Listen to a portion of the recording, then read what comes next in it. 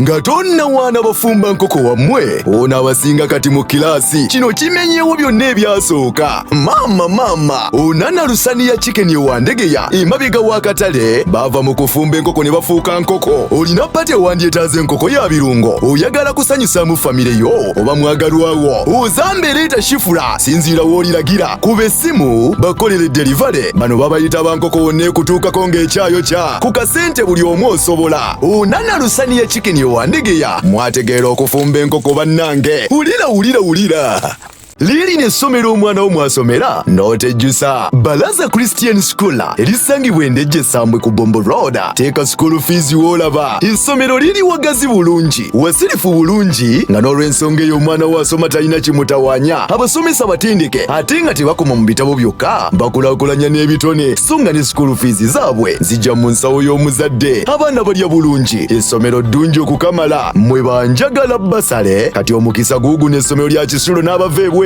Balaza Christian School nkukakasa omwana wo abeera mikono mituufu ddala. Dangerous Desire nagambye nti omukuto gwa Kinayi Movies yenkola gy'ogenda yitamufuna sinema ez'ebina Uganda otunde nawe ofuneko ate nga ne library yo eri Sekiwa. Otaliko goberera omwami wange. Kati ne bagita Dangerous Desire ng'eri coming soon eva Maryland Films ewaddani Kigundu. Ate nazikozesa dda tonfula musiru webereremu naawe. Ene efuluma mu June ngamba gwa mukaaga nga gwakatandika bagundi kine kiki mwababiri mwemanyi awe wali obuzibu okukwaniriza ogenda kwana n'ab'ekika kyo nani kindi ne balamubo oba n'emikwano gya mukyala tongamba nti wayingidde ekibi ate n'oleka obutuukirivu bulijjo bw'obadde onsomesa okitegeera tekikyali kibi wali girlfriend wa George nze George kyali kirooto kyange okitegeera mwegendereza emikwano gye musembesa babbaaba mmwe nagambe ne bagiyita Dangerous Desire kagenda fulumira mu Kinayi Movies olina okuba essimu egyolengera mu sinema oba mu kalango kano ofune ebisingawo. Kinayi Movies enkola ennungi egenda okuyamba okufuna sinema eza buli kika ez'ebina Uganda ate nga tewali agenda kutaataaganya ku mulimu gwo okole ng'oli Sekiwa olate ne kasoda wenywere ng'onywesa straw. Subira kubeera mufumbo gwokola kiwa mama akomyewo ewaka ononsonyiwa nnyabo ekitanda wano tewakyokya dda mu makaago dayo eri omanyi omwana wagenda ofumbirwa n'ekitanda bakyokya obufumbo tanuuru nziyuzayuzaamu misota mmwe abayingirira obufumbo ako ke kagenda esooka bagenda kayita Dangerous Desire kafuluma gwa mukaaga mu Kinayi Movies. Kola order kwataga ne Kinayi Movies mu namba z'essimu ezo z'olengera mu sinema obwekiri njagala mazima bubunyagaze mirembeketi Dangerous Desire kiki kino kano sike bayitaga limpitawa mukwano kankunnyonnyola ezo kondo ozinnyonnyola sizimanyi wangi naye musajja gwatamatira naye bannange balitugira omuntu mu kisenge nga balina ebintu basanze mu nsawo gwe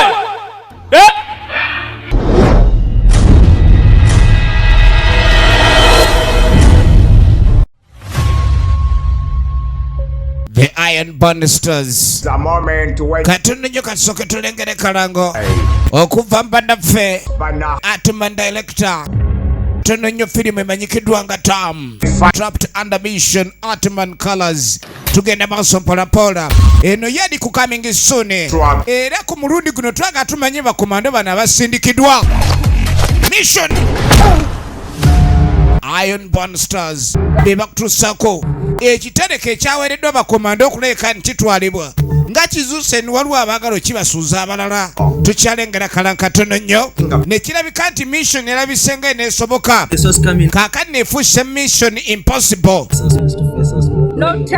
one of the Ugandan best action movie 2020 rapid assault the fire is non-stopping rapid gunfire Ugandan commandos movie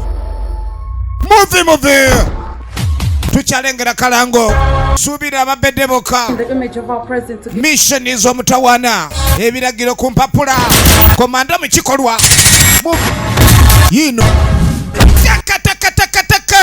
yina yingide Your mission is ganuse gawandule tabu zekujide bagiyita trapped under mission. Twaga kumundu tulabe ekikomande kisokedde ddala gunawaka.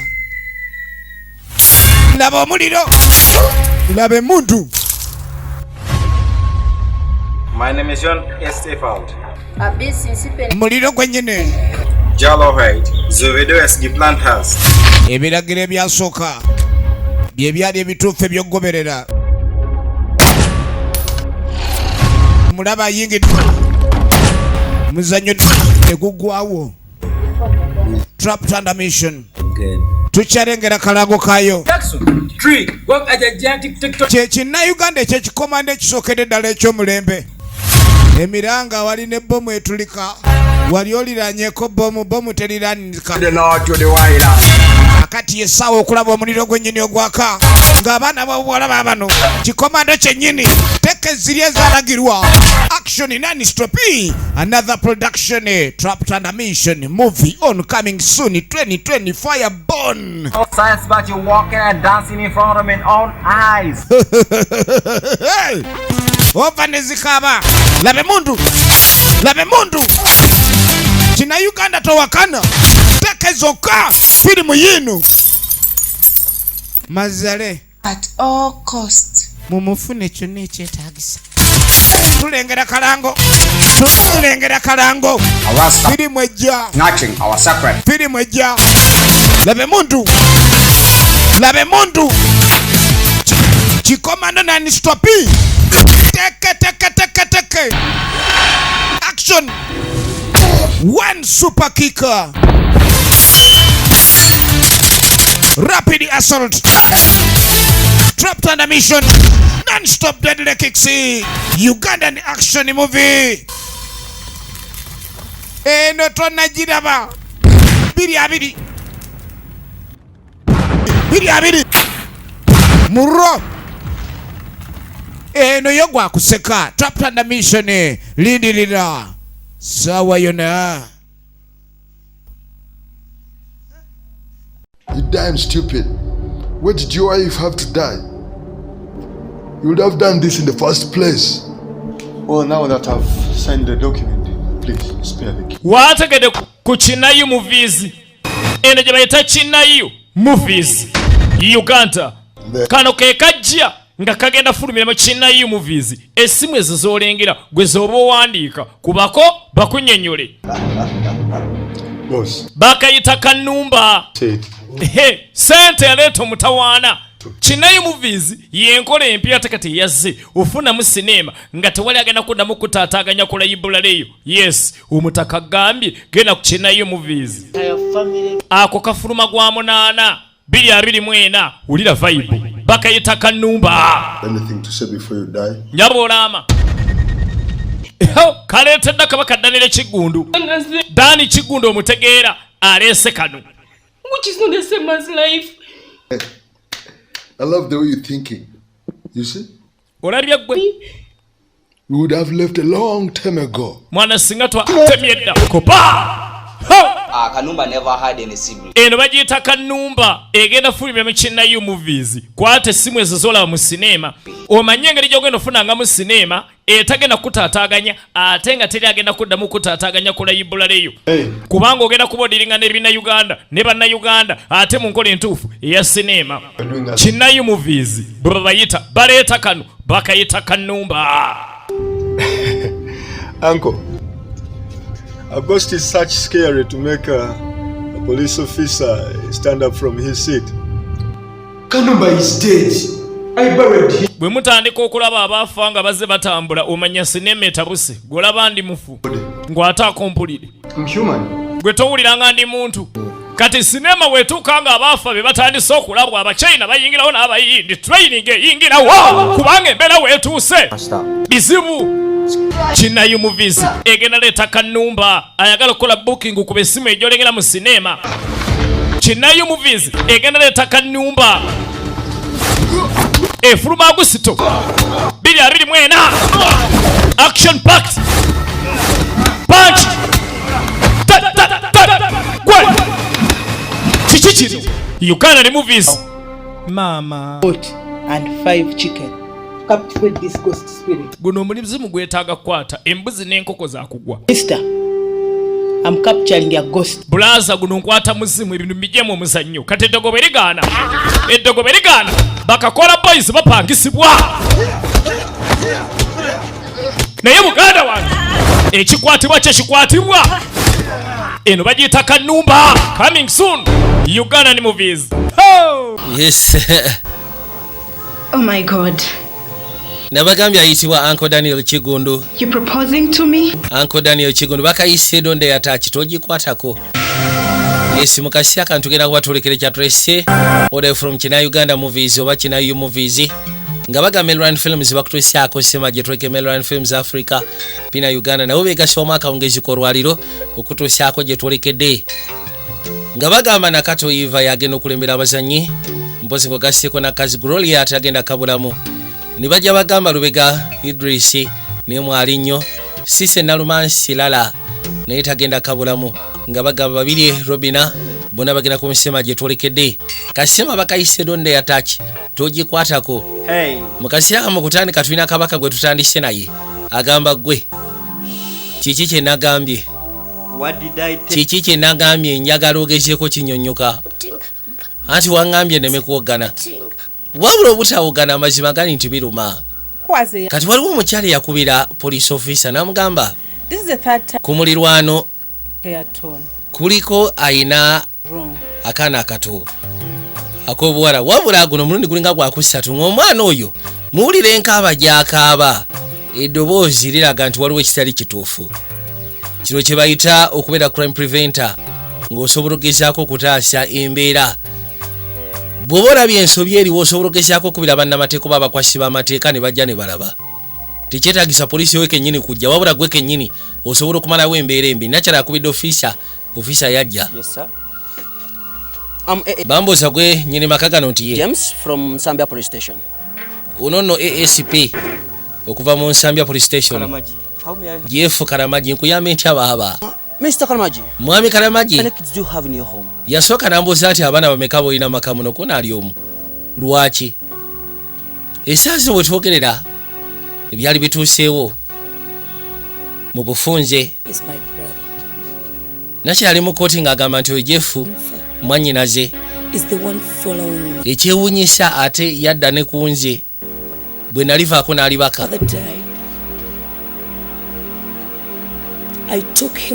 Era ng'agamba nti bazadde baabwe bwe baavaawo yamwetika n'amutwala ewuwe n'alyoka amulabirira ng'alabirira mwannyina omuto nga bw'omanyi era ne muteeka ewaka ne mulabirira mu ngeri yonna yeetaagisa ne ntuuka n'ekisera ne musomesa paka lwe yatikkirwanga ssente yange ey'ekikyala. Yakwatibwa n'ava mu maka gange mu kaseera ng'amaze okuyimirira ku magulu ng'asobola okwetengerera kasa yafunamu akasente n'awasa n'okwasa. Tuli masekati ga kooti. Agamba nti bba wange bwe yafa banka yatugoba mu maka era nga bagamba nti bba wange yali akozesezza kye twandiyise ebyapa ng'ogasseko n'empapula z'ennyumba okusaba akasente ka looni tutambuze obulamu. Era ng'agamba nti obulamu bwankabirira kubanga nalina omwana ow'obuwala. Jeff najja gye ndi n'aŋŋamba nti asobola okuwa muwala wange obulamu obweyagaza obulamu obw'essanyu munnange. Nga bw'omanyi nti nali mukyala nga ndi mu mbeera nkakali kye nakola ne mukwasa omwana wange amulabirire kubanga nange nali mulabiriddeko mu biseera bikali wabula ekikwasa ennaku nti yasalawo amutuusyeko ogw'obulisa maanyi. Yamutuusyako emikulu gikagwa ensonyi. Jeff ku nsi ya Katonda siri kusonyiwa. Siri kusonyiwa era siri kusonyiwa. Nsaba kimu singa ogenda mu geyeena. Era ne kati tokyali wakika tokyali muganda wange tokyali mwannyinaze. Eno mu kaseera kano zalinga remarks ezikomekereza era bw'atyo omukyala omulamuzi n'asalawo agezeeko okubanga asubmitting judgment. And 2 months back your wife died of the same cause. Bagamba nti yakwatiko bwe n'atuuka ku mwana n'amutuusaako ogw'obulisa maanyi kyokka ng'akimanyi bulungi nti alina akawuka kannamutta. akarwadde ka sirimu. To the above facts, Mukazi we yali akafa bbanga litali lyawala. you guilty Era baafuna ne kwegamba lipooti okuva eri ba professional abasawo abasobola omwekebejja ne bakitegeera nti mulwadde w'akawuka. with the power entrusted in Era ne bagamba ne kusyako ekyo kye yali akoze sentence you kwalinga kwagala kutemula. In fact abanga amututte karabba omwana. Bwe batyo bamusentesinga ne bagamba nti agenda kubeerayo for life. Bamusentise life imprisonment. Banga lyonna kagenda ng'amaze okuyita emyaka 10 litwava entudde erudda. Waliwo kabaka yali ne nakyala. Babadde batambula n'ekirabika. Balina omuhabbati guli ogwalagirwa. Ku bbala musaatu yadduka ku kisaakaate n'asooka ajjayo akamuli. Ninga bumanye ebyomukwano ne bakuba akafaanana kati okkiriza bukkiriza. Mugamba kano kompadde kasuffu era kabalagavu. This is how we are in love. Yagamba nti ndowooza okiraba. This is how I am in love with you. Kino kikulaga nti ni muhabbati oguteeka ne kajooli. Olaba ntuuse n'okubawo embadde n'enziruka nfunira akamuli. But I still walk. Olaba ntambula kyennyumanyuma naye nkyatambula. Leka. Gwe kyoba omanya nti kino tukirimu babiri tokirimu weka nange ssebo mwendi. Honey, watch out, you might. Weegendeesa ogenda naggwa. Nze kasaabanga amaaso gange gali ku gwe mono kano yeeyo kata bamusekula ekyuma. Wow. Ekyo nno kye bayita eggaali. Kasolengera omuntu alina eggaali bwetyo omanya mulimu ettooke. Ate owoza eggaali yagenda mbali ya parking awo ne mufulumu kadoyidoyi. Excuse me, Miss Lara. Nsonyiwa mukyalala. Request to have a chat with you. Anti munaye bosi wange ayagala kwogera na Austin. I'm sorry. Tell Austin that Onosonyiwa. he's right now. Gamba Austin ndi busy sawe. Sir Austin? Austin yani? He's a nobody. Talina kyalira bwe tatukooya. Kakati Austin sebe no Austin 3. Kibasegeza waliyo 1 ne 2. Eno 3. Bajja bategeeze omugagga. Sir. Sebo. Lala's refused. Anti munaye omwala aganye. Go and convince her to come. Geno mumatize gwe naawe kyekikusasuza oli musiru. Geno mumatize omugamba ajje. Geno ofune engeri gy'omumatiza ajje. What do you want me to tell you? Kati oyagala nkugambe ki naawe? Sorry, Miss Lara. Onosonya omukyalala. Austin insists on having a chat. Wabula alemeddeko naga nti ayagala kwogeramu naawe. My boss. I have to send you the whole time. Ye lwaki asindika ggwe ogenda maaso n'omukolera emirimu gye. Tasobola kwesitukirayo kennyini n'ajja ayogera ebimuluma. Obadde otya? Sya. Kiki ekigenda maaso kono nkugamba ekinange sibamanyi. Sir Austin era no boy simanyi biki kati byebiki ebyo. Ono yajja n'ajja aggulira omugagga. Nakwateko bwe n'afuluma. Asooka aseetinga bulungi nnyo essuuti. Waayi. Yajja olaba avuddeyo. Kibasegeza nakyala amwetaaga. Ati madde neetaaga kaddeko. I believe time is money. Okimanyi nti time is money. Ate sandyagadde kono nawadde ekikumi kyange ku ggwe. How much what? Meka. Everything revolves around. Ngolooza buli kimu kyonna kyetolera ku ssente. Every minute of your time. Nze mbuuza buli dakiika yo gisasulire meka. You wouldn't dare if I tried. Sikiwa nti Dare me. kono gezaako. 200,000. Anti buli dakiika ya mitwalo 2. Okay, mitwalo 2. Agenda obalabalamu. Like you're going to give me the money? Yeah, sente ngenda zikuwa. How many minutes? Dakiika meka zoyagala? About 30 minutes. Ndowooza mu dakiika 3 nja kuba maze okwogera ensonga zange. Katulabe dakiika 3 no sente nyingi. N'abalamu buli dakiika awo ziba milioni nga 6. Kiriya ate lwaki nedda? Gwe nyabo. Tuŋŋamba nti olowooza ogenda n'omwami oyo.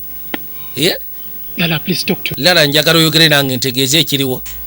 Ever since I left my Okimanyi nti okuva tenave wa stepmother wange mbadde ntobera mu nnyumba siina ssente zisasula rent landlord andi mbulago kati nze siina kyakola nawe omusawo wundi ajja atagala n'akasente talina wakuzisa just ogenda kwogeramu bwogezi ekiki Lala, please don't. Lala bambi nkusaba tewandi If it's about the money. kino tekiri ku ssente tulina laavu tulina omuhaba tumassekati gaffe bambi togenda. I'm sorry, Jim. Onosonyiwa Jim. Siganya omuhabati, you have a lot of muhabati naye. Enter that car, it is bw'oyingira emmotoka eyo nkukyayi twete. Katwete naye nga Land Road tandi bubi. Ono yawulira nga bimusobedde. Ku nsi ya Katonda abafu balina omuhabati naye munaye omuhabati gwe nawe gukoma. Naddala ku nsonga z'ebintu ebivuga obulamu mu nsi eno. Jim ayina laavu naye ate waliwo ayina mane, waliwo ayina amajja. Yasoka n'atakula omutulagala nange. Nze kati genda kukola ntya? Dakiika 3 bwe zaggwako omugagga n'azisasulira. ono yavaayo olowooza akyategeera gomanyi okusimba miliyoni 6 yajja asika nema kakati bepi muruka sebo nesimbula bepi Jim tewali kituuseewo goge mazima jasi abadde ayogera bwogezi bya kisiru swalako lala swalako mwoyo guswaleko kale nja kukubirako nyiga naye sigenda kulimaze landiroodi andimbulaga ate njire kugwendekandeka nakuno bajja asobola okweyongera alina ebizibu bye tutuganye omusawo mwagala naye Mr. Semogerere. Hino mukasiya kantu wadde erudda Mr. Semogerere. Crime scene at the exact time when the crime was being committed. Osobola tukakasa nti wali ku crime scene mukasiro omusango ogwaddizibwa nti ye. So in what direction were you at the crime scene? Kati wali otunuddewo mu kaseera ako. 9:45 o'clock from the CCM building. Nasooka abibalamu mulamuzi awulira. Exactly what you saw during the time. Osobola tubulira mu kaseera ako kiki walabira ddala. It was around 11:20. Zalinga ssaawa 5. I was walking. Nali ntambula. It is usually this place where I pass. Wano wentera okuyita nga nzira ewange. Received a phone call from a waliwo essimu eyankubirwa. Who asked me to wait for her. Olina ngamba mulindeko mulindireko awo. I sat on the pavement. Kati nentuula ebbali ka pavement mulinde. CCM building. 3 minutes later, oluvannyuma lw'eddakiika 3 a girl running, waliwo omuwala yajja dduka screaming, ng'awoggana. 2 men were chasing up. Abasajja 2 baali bamugoba. Bwe yagwa and they started raping. Ne balyoka bamutuusaako ogw'obuliisa maanyi. As the other was watching and keeping guard. Ng'oli omulala ssebo waali akuumye.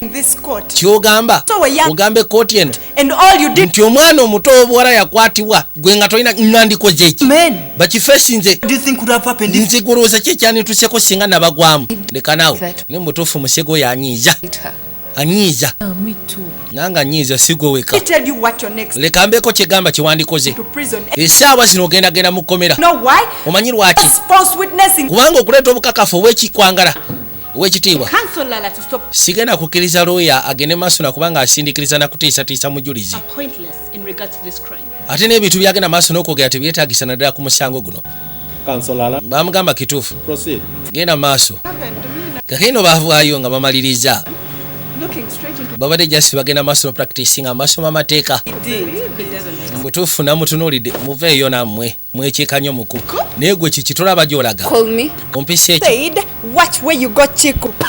amuyise kiku papaawo banaye bavuma kiku papaawo oba kyeki naye nga kyo akimuvumye nsonyiwa atleast wandigambye banaye muleke tuyitewoko olina awulira ayagala batawuluza naye abayi musooke mulindeko. Don't you get tired of doing this every day? Yabagamba temusobola gezaako kwogerako ng'abantu abakulu temuko wagenda maaso nakulwanagana kuyombagana olina ayagala kujjako okulwana. I was supposed to be in defense. Nze mbadde nteekeddwa okubeera mu defense nga We actually would have done it better than. nkakasa twandibadde tukivuga n'okusinga gwe. Ever believe in democracy? Banaye mwe temukkiriza mu demokrasi. We won you during the roll tests. Twabawangula ku tests. Kati the same time mukomye mu kintu kyekimu kikikyo. If you have any problem, bwe mba mulina obuzibu then mugende musisinkana lecturer ffe mutuweemu kabuliiza gwe nno linda abataasiza mbadde ngenda bakuba amasonseke mu bbuutu y'emmotoka gasiya wamma nkakoze ntya okakanze nno toli mwangu oyombye naawe olutawo teruba tujja bagwako kakalina obudde bwetolola. Bano abaana basoma mateeka bali kwero DC waliwo enyakula ensawo ye kamenyo n'amugwako n'asooka amunyweza okakana ensawo agimusuuzizza. Ate munayo n'osonyiwako kiri oke weebale nnyo. Nze bampita Martin ge mannya gange nange bampita Linda. Kibadde kirungi okusisikana Linda ko kibadde kirungi okusisikana Martin. Owaayo oli bulungi nja kubeera tekyetaagisa kweraliikirira nja kubeera okeko ye kaali. Kino mukazi watu yakwate kubona akoma weka ekyewunyisa Linda muwala wono omukyala jjugira mu kutandika twatandika n'omukyala ono ng'ali masekati g'ekkooti ng'alumiriza mwanyina ayitibwa Jeff Karamagi okubanga yatuusa ku muwala we ogw'obuliisa maanyi ate nga Jeff Karamagi kyali kigambibwa okusya ku basawo lipooti gye baleeta nga bamaze omwekebejja nga kiraga nti yena akalwadde ka mukenenya.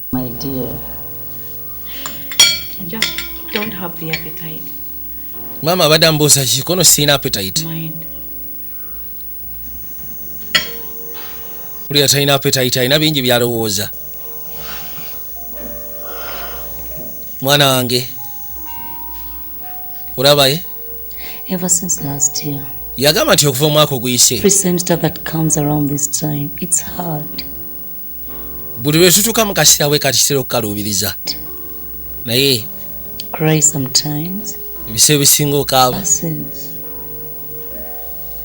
And you want to know why? yagala okumanya lwaki Because your education is not in your country. It's in God's.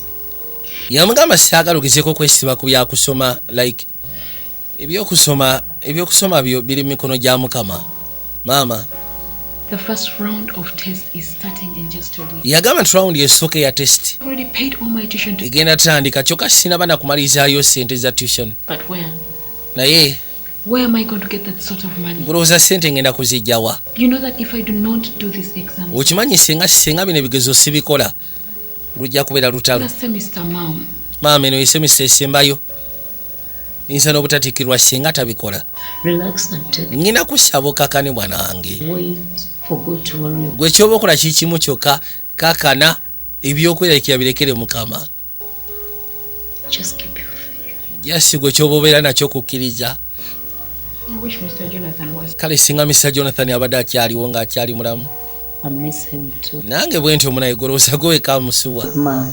yali musajja musufu yatubeererawo But let's face the reality. naye njagala tusooke tutunulye amazima agaliwo taliiwo kati Let's let the dead rest. njagala abafutu beesonyiwe osegera abafutu baleke tugende maaso n'obulamu ewaganye saagala twesibewo nnyo tukita kati omwami ono Martin yamala ebbanga ng'ayita ku luguudo luno kureetasa omukyalo oli nga agamba tomanya nyinza okuddamu ne musika nateera Linda. nakyali ali ku ssimu yamuyita Linda onagere kuza amaaso ng'alaba omwami kusiiza ku mbeera nga bwe yaliwo ku mulundi guli sikiwa nti ajjukira n'okujjukira Nice meeting you again. kibale kirungi okusika nateera bampita Martin Don't you remember me? tonzijjukira bwana gundi The thief saga. we ku lunaku lw'omubbi nti yenze Sorry. n'onsonyiwa I didn't recognize you. mbutuufu mbadde sikutegedde You ought to pay me for that. naye ate awo ojja kisasulira Forget a friend. oyinza otya okwerabira munywanyi ŋŋanji Can I offer you? kati nkuwa eki munnange Student. sina kyenyiza kuwa lwa nsonga ndi student Well, you can pay me by having lunch. then awo tusobola okgenda ku kyemisana oba tokirinamu ttagali How can I have lunch with a stranger? nyinza nti okulya ekyemisana n'omugwira What will I tell my mom? ate mange n'amugamba ki ng'ate nninza essaawa eno mbadde ngenda sisikana mange Yeah. yambuuza kyoŋŋamba oddayo eka n'olya ekyemisana kono ye She's the only one who can make it. anti mange ye alowooza ye muteeka asobola okufumbira ekyemisana How about having a drink? lwaki tetufunamu akokunywa ntubako etutulya ntufunamu akokunywa I am Linda. nze bamuta Linda bwe bafuna akokunywa bamanyigane yamugamba ndi Linda Varsity. myaka ngikubulidde No. ndi student ku university Makerere niyasooka n'asekawo You're a lawyer, right? olabika gwe nno osoma bwa looya You're a lawyer. osoma bwa looya Guilty of. era nga guilty as charged You guess. otegedde otya Spoke like a lawyer. ate engeri gy'oyogeddemu oyogedde nga looya I'm sure you'll be a very good lawyer. kakasa ojja kubeera puliida wa kabi Good one. Anyway, now I know you. kati nkutegedde naye nze tomanyi Martin. The name? Martin linnya Okay. kale tuleme kyesibako wangudde Okay. tugende tufunemu naye Just lunch. just kyamisana kyokka tiwali kisuka kyamisana tani ayagala ekisuka ekyemisana tudde bali waliwo kabulaza waliwo nessimu nekubwa kwe kusooka n'agibaka waye ogamba ki oli otyakono ndi fine bigenda biti eyo leka naawe ndi wano ewuwo ku mulimu gwe nga sikulengera oli nkahi ali eno mu VIP I wanted to show you something. waliwo kyemale njagala okulaga waliwo gwemale njagala okulaga mwana toyinza tandika kuŋŋamba byakundaga muntu ng'ate nze ndi wano ndi mu kunyumirwa kale kabulaza tujja kuddamu oli naani kono of course ndi naawe my darling mukyala wange bwe tukikwasaganya lwaki omugambye nti olina mukyala wo ku ssimu kale nsonyiwa naye kale buleete nga wayisewo akasiro neyakwate kubona akomawo eka nyina yamuliisye okuba abadde bateekeddwa okulyeka emisana bombiri wabula olunaku kirabika lubadde bizi gyoli si bwe kiri oluddeyo munnange lunaku lwo lubadde lukooya mane njagala sooka agenda kuwummula wandibadde osooka n'ofuna ku kyokulya kuba munaye engeri gy'obadde bizi oyinza okuba nga n'enjala ekuluma yamugamba tonaba kulyako ono munnange ekyemisana kibowa wootali n'onsonyiwa okubanga mbadde nkulinza nesigenda sobola kulya maama naawe nesiga pulira sirioke yamuyita linda njogera naawe linda kasootandika okudojinga emmere yo mbu olwokubanga werekera kisete za tuition yagamba golowooza eddagala ly'omira linaasobola litya okubeera effective mu mubiri nga totekayo kyakulya nga weekuba stress yagamba sikikubya kusoma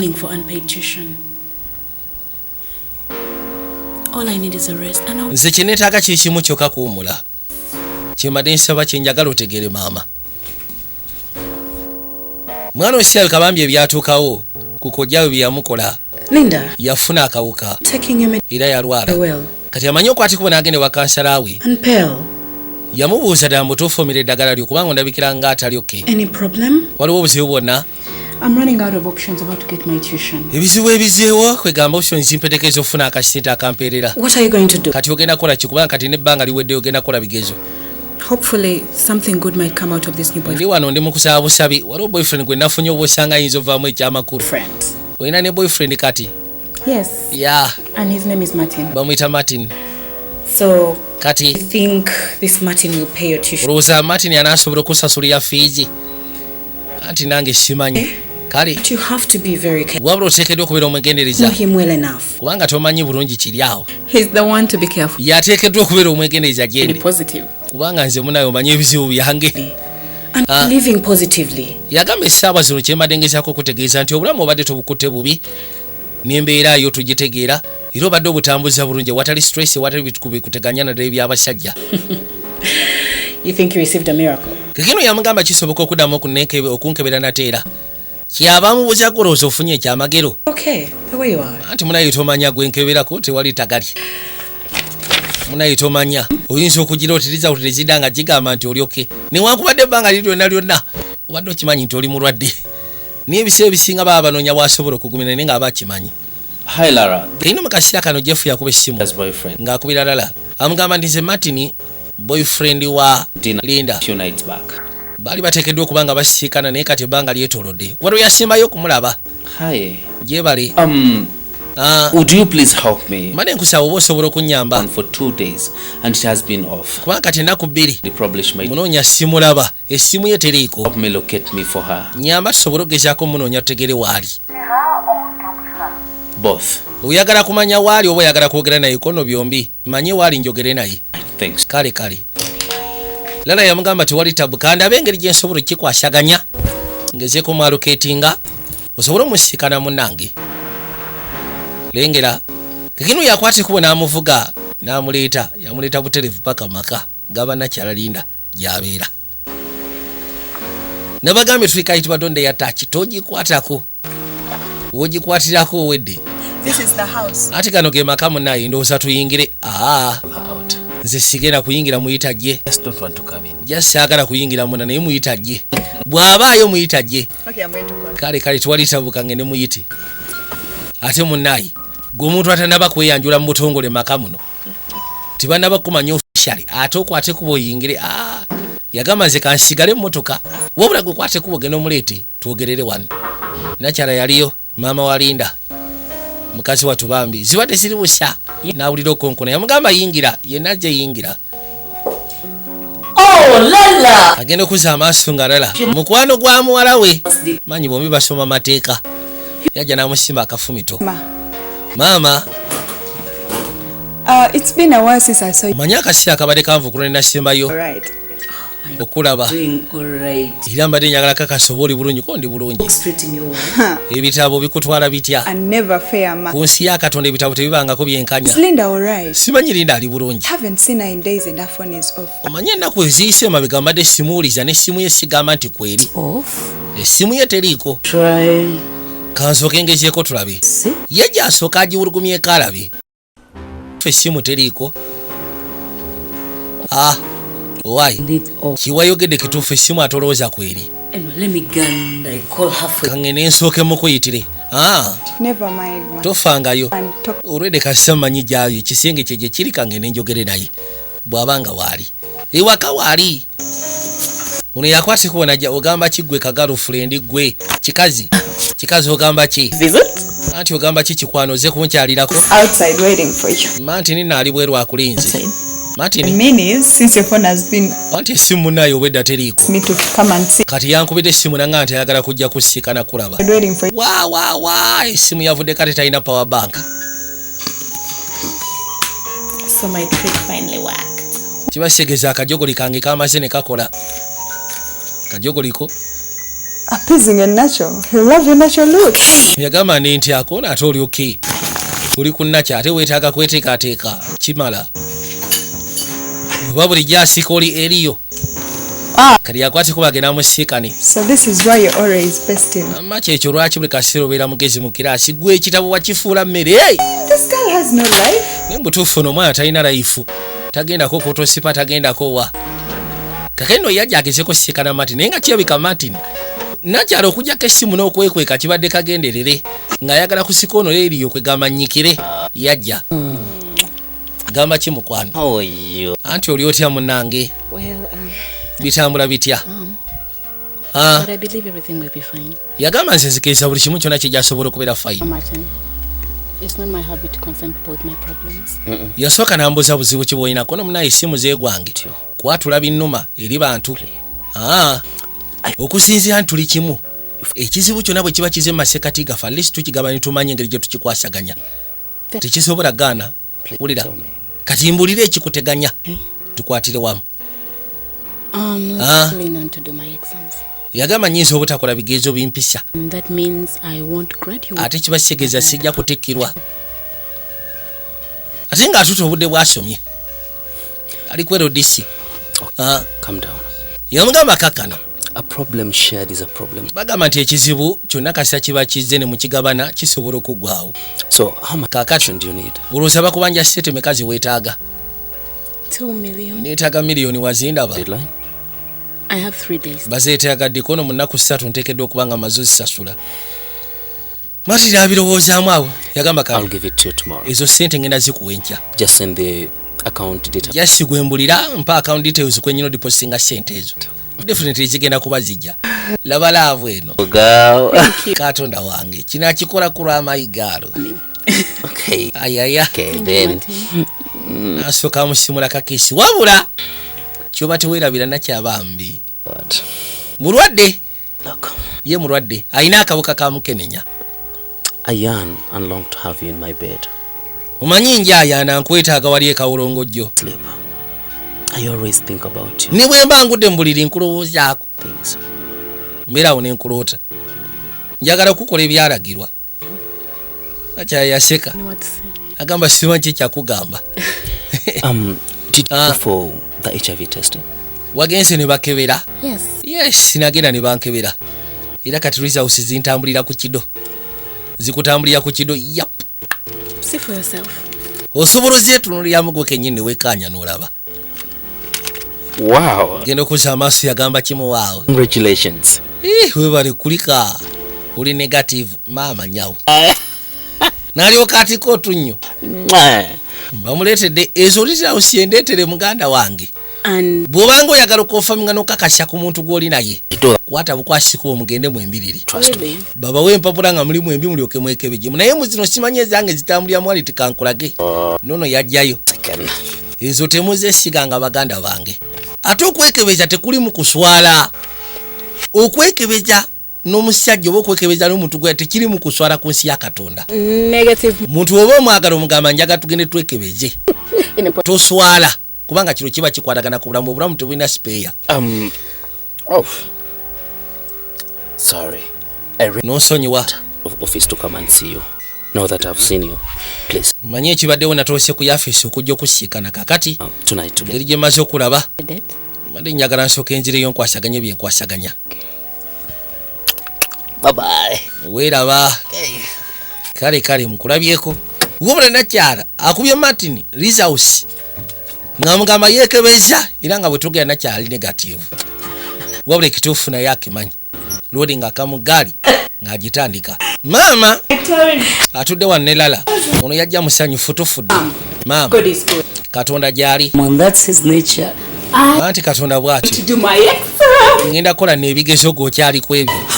Kikyotegeeza ate otya? Did they allow you to do the exams with bakukkiriza ogenda kola ebigezo nga bakubanja? My friend Martin is paying all of it. Yamugamba nti mukwano wange nafunye ono Martin yagenda osasula fees ezisigaddeyo. Linda, have you finally lost your trust in God's providence? Naye kati bwe bituuse tokyesigirako ddala Mukama. This is really God. Anti ono Mukama yamulese golooza avudde wa? Nasabye Mukama. Temptation flying out of heaven. Goloozo sente zibadde zirina kuva waggulu mu bbanga nti Mukama bw'omusaba n'akanyuga nedda. Akusindikira muntu. I no longer order you like I used to do. Yagamba sikyakutegeera nze sikyakudumira nga bwe nateranga. Neeyisa gye weeyisamu sikyagitegeera. Did you go for your blood checkup? Wagenze ne bakwekebejja? Yes, Mom. Ye maama. Why? Lwaki? Are you of the same status? Okyali ku status yaffe eri? Mama. Trust me. Nesiga. I can handle this. Nkyasobola okwasaganya kino tekina gye kiraga. I think it's best if we go to my room. Kisingako amasinga tugenda mu rumu yange ne tudisikasingira eyo ebisigadde. Koye kale. Nakwasi kuba agenze mu rumba disikasingira eyo ebisigadde. Kagano nga tuli ebbali.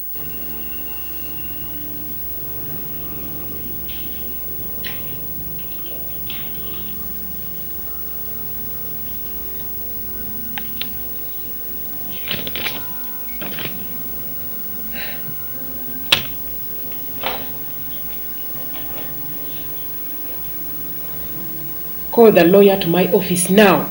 Waliwo omukyala yali mu yafeesi ng'alina bye yeekebejja. N'abako gwakubira n'amugamba sooka onsindikire lawyer ajje mu yafeesi yange kati. Era ziba teziri busa, nakyala lawyer yajja. The day we went to that woman's house, she said she didn't have any affair with my late husband. Yagamba nti bwe twakwatiko ogenda osisinkana omukyala oli mu nnyumba eri. Yagamba mu teyalina ngeri gye yali akwataganamu ne bba wange. That woman was screwing my husband all the time I've been in London. Oyo omukazi sebo yali ayagala bba wange akaseera ke namala mu Bungereza. The good news is that Amawulire gali. got workers threw them out of their house. So it's all yours. Yagamba nti ekimu kya byonna bali baabagoba mu nnyumba kati yasigalira yo. What to do next? I plan to make her pay. Njagala asasulire. That daughter are going to regret having ye ne muwala we bagenda kwejjusa okubanga beevulunga bba wange. Well, Ah, yes, madam. yes mama. The company lawyer, I would advise you to let it pass. Yagamba nti nze nga kampani lawyer mbadde ngenda kusaba ensonga eyo wandigivuddeko. With evil. N'okita saagala mutima gwo gubere gw'amasitaani. That a lawyer's job to advise. Ogwo mulimu gwo kumpa I amagezi. need your advice. Bagambye nti neetaaga amagezi singa mba neetaaga amagezi go nandiku. Just salary, okay? Nandibadde listing promoting n'akasaana nenkongeza. It's not for my advice. Ati singa obadde tonneetaaga kuwa amagezi ompitidde ki? Contact my errant boys to be on. Njagala osooka ogamba abasajja bange bateekeddwa okukola emirimu gyange emikyafu ate ggwe nze tuddangamu n'okummanyira. Va wano weefula nnyo omugezi. Tandika. Fuluma. Yakwasa ekkubo n'akunnumba. Najja asobole okweyongerayo. Kakino mu kaseera kano nga tuzza erudda.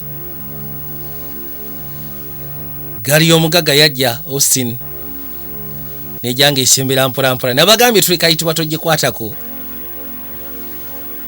Ono batira omusiikana ng'atambula mpolampola. Hey. Why? Excuse me, Miss Lala. Anti nsonyiwa mukyalala. Invited you for dinner. Bosi wange akuyita ku kyeggulo. Oba naye bosi wo. Singa kiri so sweet. Mugambe nze taddangamu n'asinikirako amannyo. That is through the bonnet and I go Yampise maguja nti ankanyugira eggumba bwe ndifuna n'endiza n'addamu n'alikanyuga ndinoonye. pick it. I am a woman. Nze ndi mukyala atambulira mu kitiibwa kyange tebamala gansanga mukubo okutandika kumpoleza dina gasya mwaka fa dina. Balance the boat temumanyira.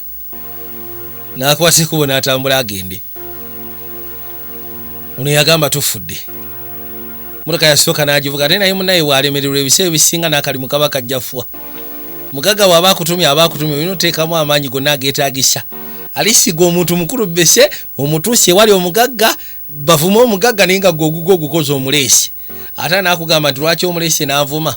Miss Lala. Mukyala Lala. Do you enjoy Rafiti's music shows? Anti onyumirwa music shows za Rafiti. What about them? Ki ekiziriko? Do you know that Rafiti is here for a private? Okimanyi nti Rafiti yaziwa n'alina ka private show? I didn't know. Nze mbadde simanyi kati olwo. And for Sir Austin to prove how apologetic. Kati okakashamu ayagala kwetonda gy'oli. Rafiti to entertain both of you as you enjoy your meal. Yagambye Rafiti alina osooka basanyusa gwe naye nga muli mu kulya. In fact, n'ekirala yalese kano akateeteeyi yakajje mu Gucci Victoria Secret. So either I go back. Either nzizaayo bino ne mugamba nti wamugambye toli magujja, toli muyembe. Gwe ebintu ebyo by'oyogera. Forget the dogs. Ebyasiri muyembe ne magujja bivueko. Kati tugende. Mugago oyo sebo naye alinamu ku ttooki. Ate embeera weeri eka nga tuli mu fiya, tutambulira mu fiya. Yayitawo n'alinnya eggaali. Mala okuyingira eggaali nazzaawo.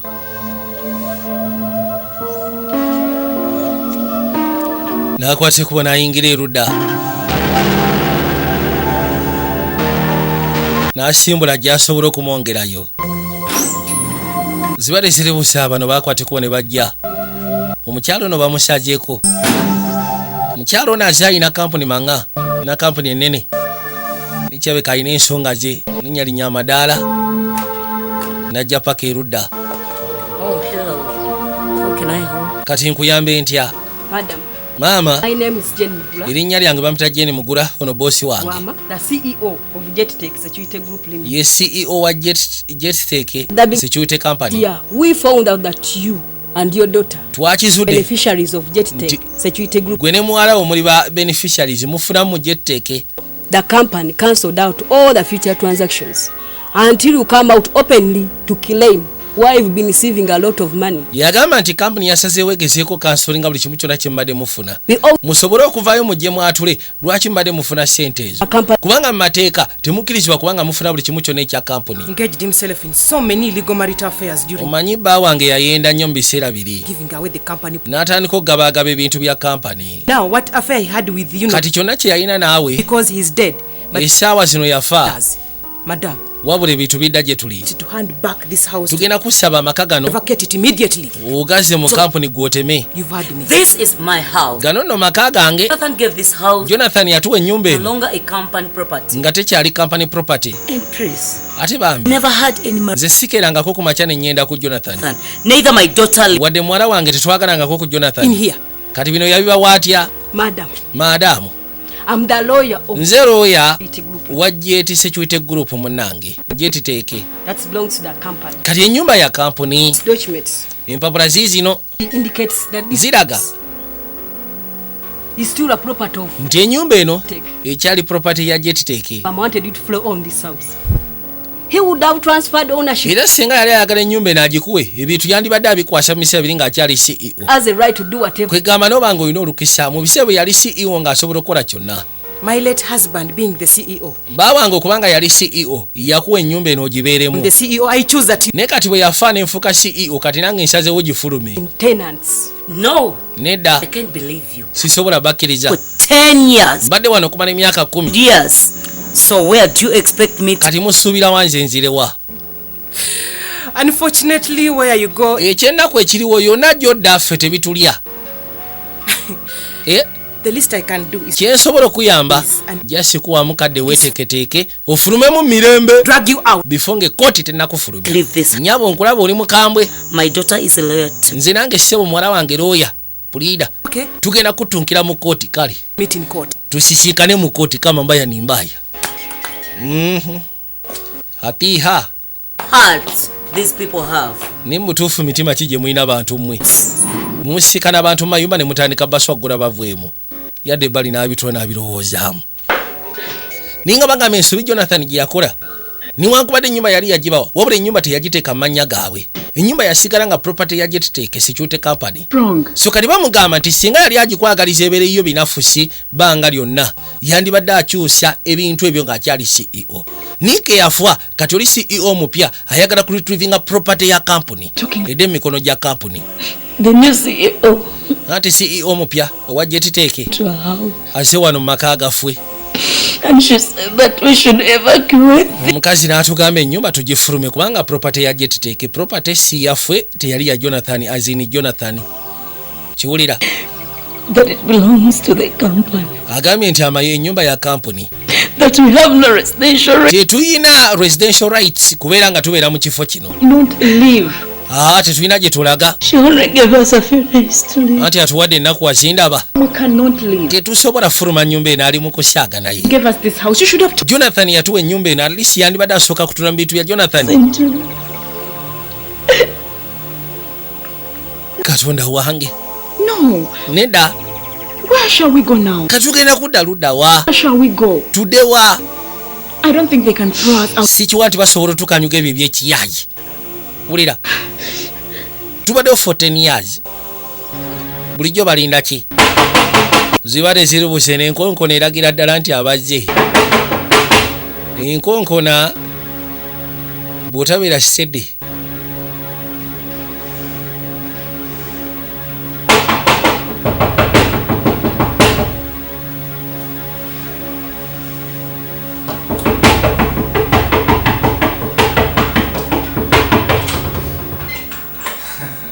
Yakwati kuwe nagulawo. Yes, Lala. Anti ogamba ki Lala? Lala yabadde akonkona. Is Linda home? Simanyi Linda gyali. Why? Ebyalinda binaku bikuba ennaku. 2 days in her bedroom. Okimanyi nti yeggalidde mu kisenge ky'okumala ennaku 2. I don't know what's wrong with her. Nze simanyi buzibu ki bw'alina. She's always crying. Buli kaseera abeera mu kulukusa amaziga. Wulira. Let me see if I can get. Leka nabo bansobola okutuuka njogere naye. Nze ndaba totegana. Atofaayo kange n'ensooka endabe. Tumanya nnyinza omutetenkanya nembako kye mujjamu. N'ekigaali ne tukitereeza. Yakwate kuba najja mu kaseera ako. Njagala olabe yatuuka erudda. Kyavaako onenkonkona ye ekutiisa namu.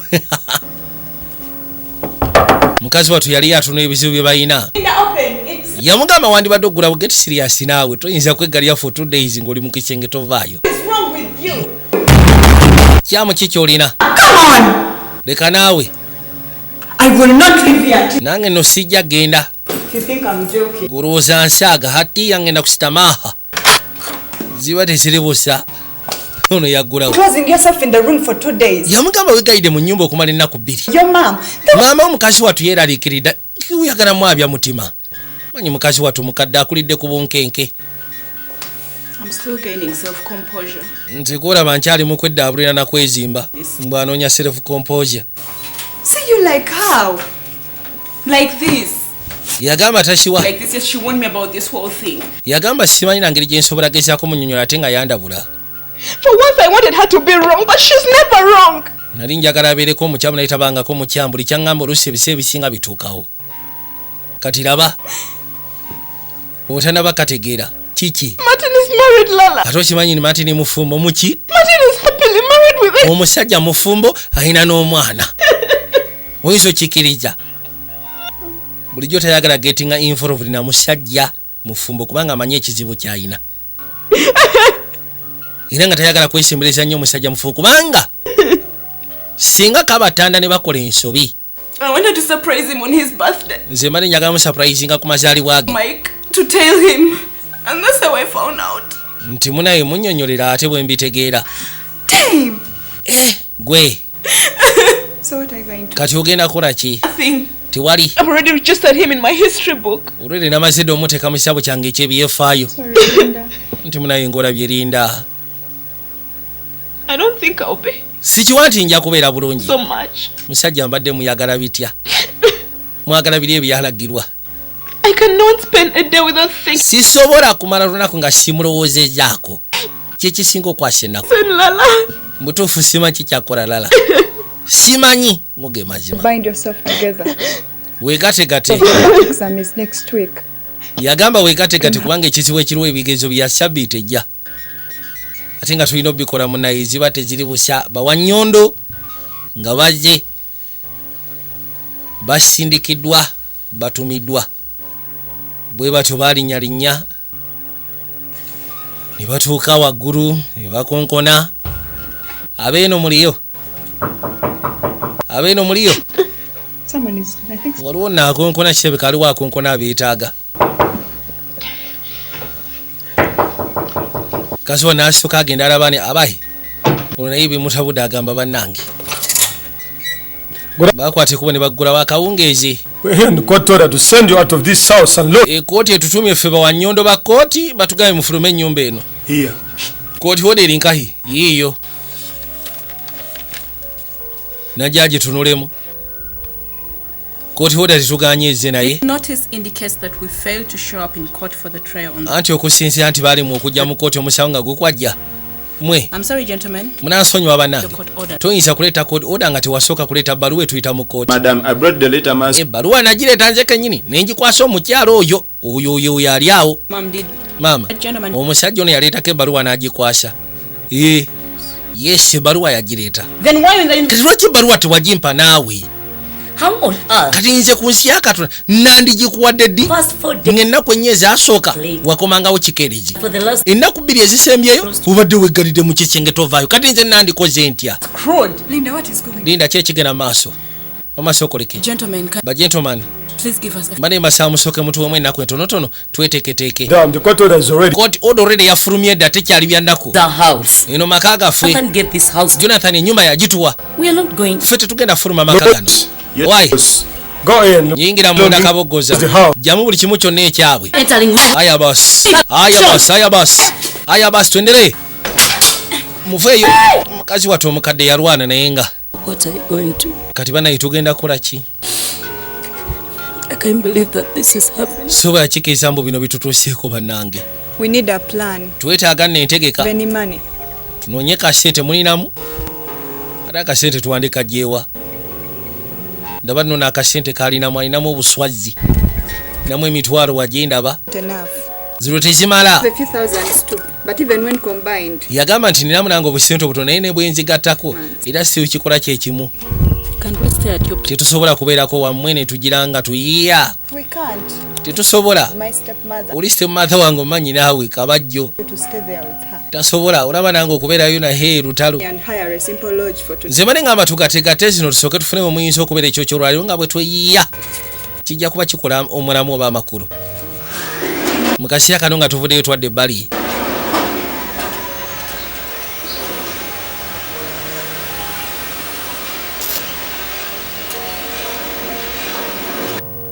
Gali yajja. Ate olowooza bwe yasiika na Martini. Juyira Mati tanaba kumanya kyama kya mwana ono. Ye musaatu akanda kussaamu oneweetaagisa. Najje yamuleeta ndowooza nga amaze omuliramu ennaku ye. N'ebizibu bye bali bafeesinze mu kaseera ako. Ate nga kirabika Roodi amwagala bitya. Yamwetikka n'amuleeta ebbali. N'asooka amulengeza. Abasajja babaayo nga baazimba amayumba gaabwe. Mugamba nti eno ngikuwadde. Ate enkola y'Abafirika ogimanyi. You're welcome. Enkola y'Abafirika bw'aba asiimye ng'alinamu ku ttooke ebyo byagaba. Kuwa nnyumba, mamotoka, muggulira.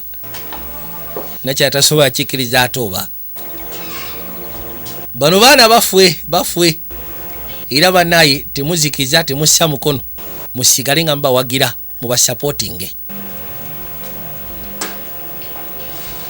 Kwate kubona ayitawo n'ayingira munda. Bw'atyo ng'amaze okuyingira munda.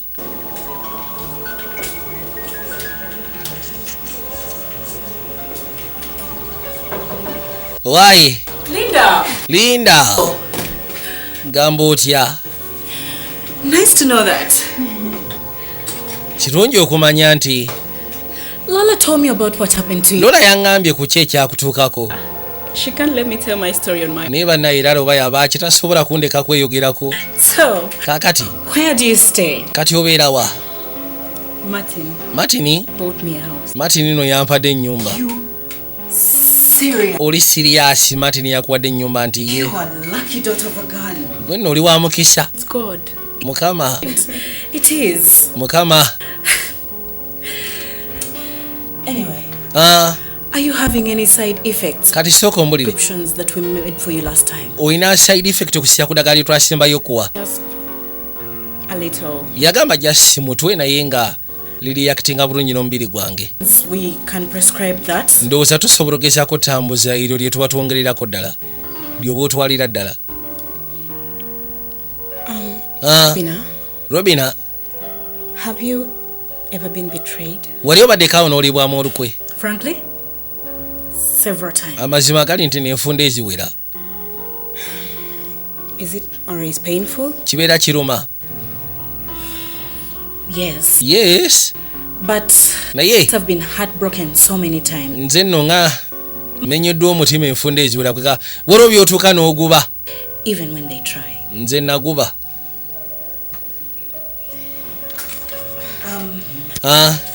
Go to the pharmacy. Genda mu pharmacy. Get your medication. Kwegamba ofune eddagala lyo.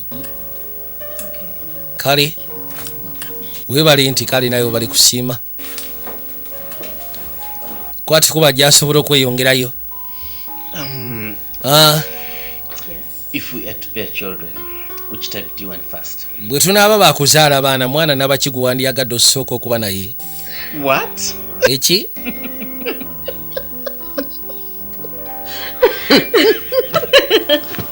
What? Twins? Ki? Mwayagala sooka funa balongo. What sex? I prefer a boy and a girl. Era nga bw'aba azadde balongo yandiyagadde liisi kubeereko omulenzi n'omuwala. Great. Kijja kuba kimukolera nnyo. Okay, but you need to sit down. Weetaaga n'osooka onywe kajuisi kwata. Mukwasa asobole okunywa kajuisi. Baabano. Yeah. I think we should go out. One of these days. Just fix a date and I'll be available. Yagamba tewali tabu osobola ofikisinga olunaku. Nze nja kubaawo.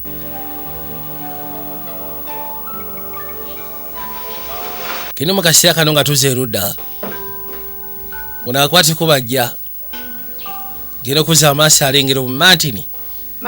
Lengera otumuli otwagenze tuyiibwayiibwa tumansiwa nga batumansiza wano wonna. Yajja ayita Martini.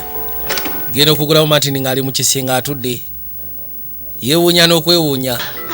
Linda. Anti ogamba ki Linda? Asooka n'amusimba akafumito. Thank you. How are you? Weebale munnange. You look elegant. Wanyiridde n'odda ne mukati. Too. Naawe tolabika bubi. Yes. Babi. Babe. This is for you. Kano nno muna inakateekedde gwe. Oh my God. Yesu Kristo Katonda wange. Martin. Martini? You proposing to me? Simanyi osaba bufumbo kono buterevu nkusaba bufumbo ate okirengera. Nalyoka ajjamu akawetera kasisira kamusimba. Ate mpaamu eddakiika kanzige. Ono yagamba tufudde. My love. Auntie baby.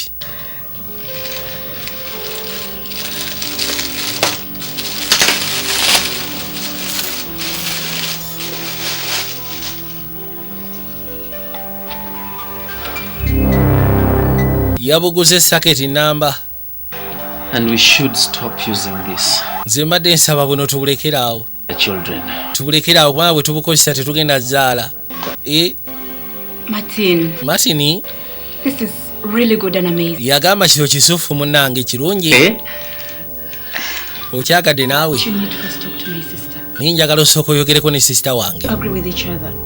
Then we proceed. Singa tukkiriziganya then tulyoke tugende maaso. You mean marrying you I need to first talk. Kyotegeeza okuwasa nteekeddwa kwogera na sister wo baaba. Linako. You mean your sister is more valuable. Kyotegeeza nti than your mother. Baaba wo mukulu nnyo n'okusinga maama wo. Meet my mom too. Anti maama ojja mulaba. Ne sister wange she's my best friend. So njagala meeting. Have a talk with her. Bwakkiriziganya nolabanga emusobola okubeera on the same point. When am I meeting her? Kati musiikana ddi kuba saagala kirwamu. Saagala kirwamu tompanvuya. Ono yakwate kuba gyasooka ahaamuliremu amugaye naye. Byagira ki? Karabaayi. Linda. Ono agenda okujja Linda yali wano Linda. With you is next week. Why are you here? Lwaki oli wano appointment yaffe ya wiiki ejja njagala kwogera naawe. Njagala sooka kwogeramu naawe. Kwati kuona gulawo nayingira. Mulete bali mu yafeesi. Nami njagala kwogeramu naawe ensonga zino. Zeetaaga tusooke twogeremuko. Martin proposed to me. Okimanyi Martin no yansabye obufumbo. Wow. We. Martin decides to marry you. Martin yasaze wakwasitini wankubadde akimanyi nti oli positive. And you come here lamenting trust. Ate nojja wano ng'owoggana bw'ate simanyi ttagali ate ttagali ejjawa. Martin doesn't know that I'm Martin takimanyi nti ndi HIV positive. Just that we ceased to use condoms. Yatuuse n'oŋŋamba tulekerawo okukozesa bugali mpitawa. We did, but timwekebeza kono twekebeza. Do you remember that day I ojjukira olunaku lwe nagamba nti njagala funa kyamagero? whether I had received a miracle? Thank God. So you're now negative. Kati oli negative mukama yakuwa ekyamagero? I wish. Ngamba kale senga. I wish. The paper to a computer friend of mine. Natwala olupapula lwe baali banteereddeko nti ndi positive. Nensekana kyali wange n'enkyusa alizaati ne negative. Zinawa Martin. Leave the results. Nakkiriza. Didn't you tell me that guy is a doctor? Tiwangamba nti oyo gayi musawo. Yes, musawo.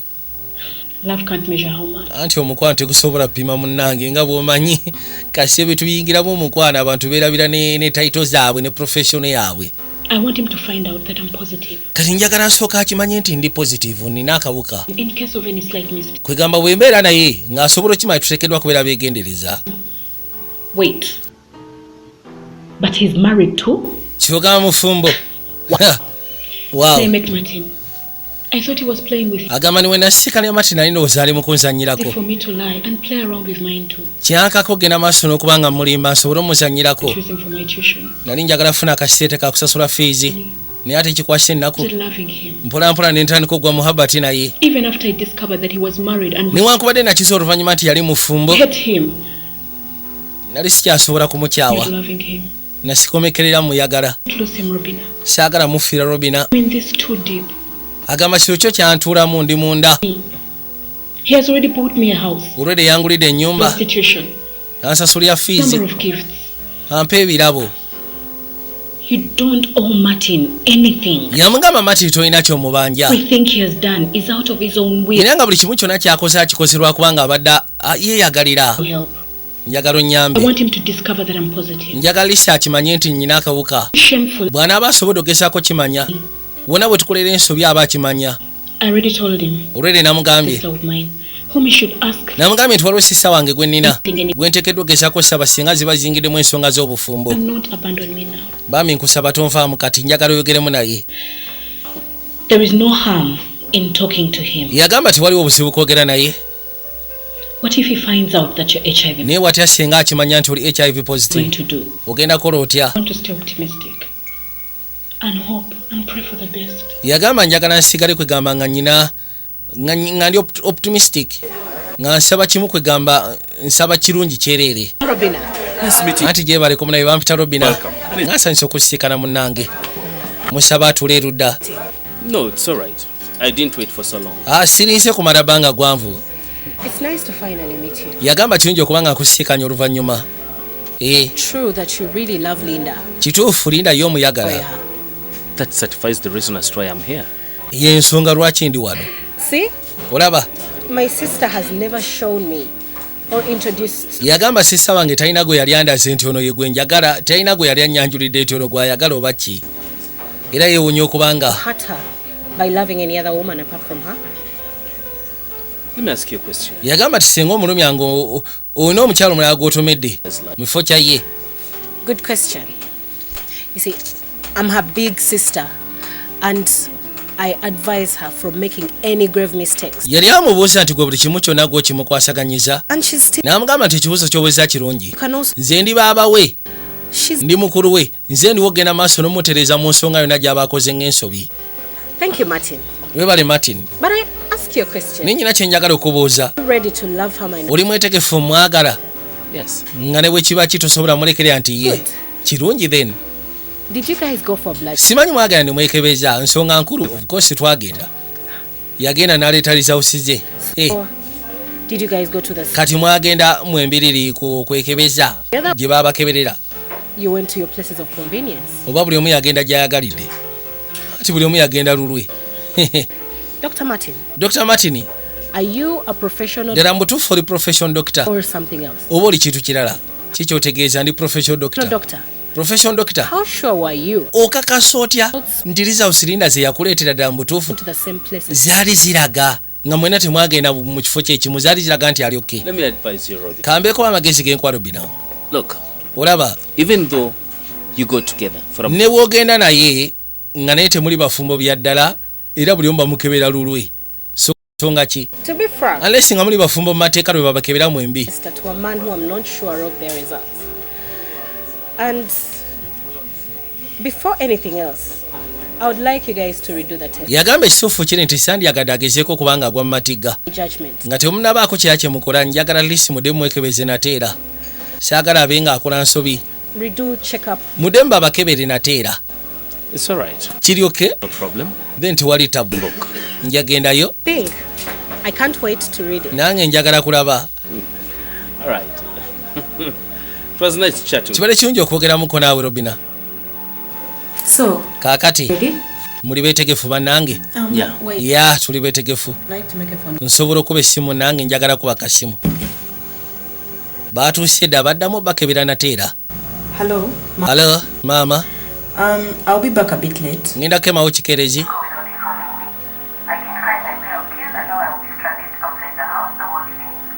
No, I'm not so far. Anti siri wala. Still after something important. Waliwo ebintu ebikulu byenkyasoose okwasaganya. Waliwo ensonga enkulu zakwasaganya ono yamugamba tewali tabu kale. N'abamaliriza bajja kuba bakwatagana. Aha. So. Kaakati. Are you ready? Oli mwetegefu? Yeah. Yep. Tuli beetegefu okureceiving research gyaffe. Result. Have questions on that form. And then we shall proceed to the next step. Yagamba nti ngenda sooka mbasabe mwanukula ebibuuzo ebiri ku foomu eyo then tulyoke tugende maaso ne step eddako. Nono ye talina buzibu n'awandiika. Neyasooka n'asiriikirira.